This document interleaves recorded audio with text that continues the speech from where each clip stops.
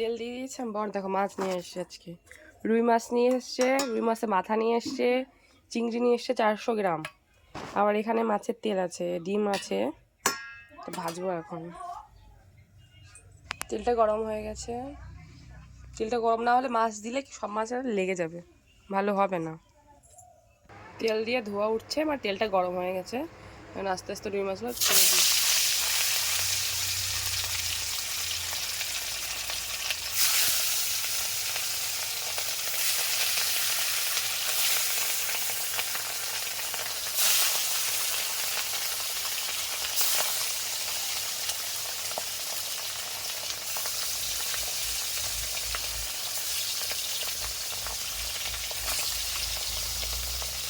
মাছগুলো কিছু তুলে নিয়েছি পেটিয়ে, আর একটা দাগার দিকে আছে, এখানে মাথাটাও দিয়ে দিয়েছি। হাতে হচ্ছে সব লাভিয়ে নিয়ে নিয়েছি, আর মাথাগুলো উল্টে দিয়েছি, ভালো ভাজাও হয়ে গেছে। নামিয়ে দেবো।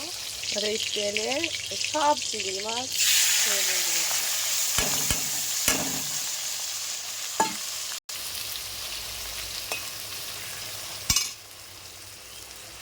বাড়ি দিলাম আগুনটা।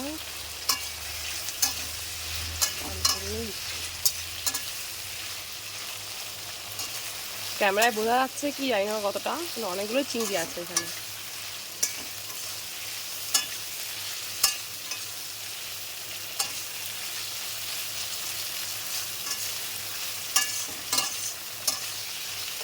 আর এই চোখ চিংড়ি করবো বলে খোসাটা বেশি একটা ছাড়াইনি, মাথাগুলো ফেলে দিয়েছি।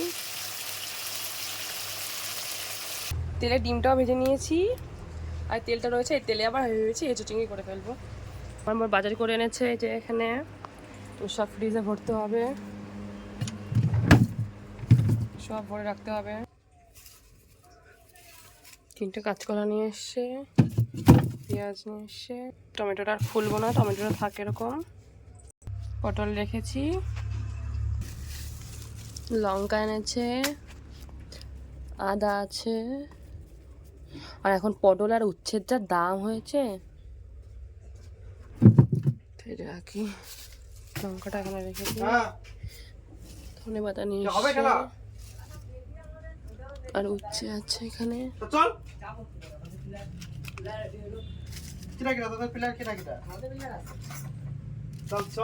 আর এখানে 5 কেজি জ্যোতি আলু নিয়ে এসছে, আর এখানে উচ্ছে আছে, লঙ্কা রেখে দিয়েছি, পুরো ভরে গেছে এখানে।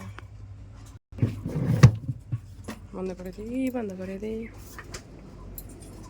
আলুগুলো সব ঝুড়িতে ঢেলে রেখে দেবো। কি বড় বড় আলু নিয়ে এসছো তুমি গো? বড় ছোট সব আছে।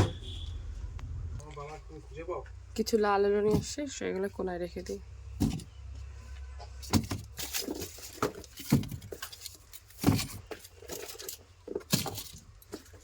পেঁয়াজ, এটা আগের আলু, রসুনগুলো এখানে রেখে দিই, ব্যাস।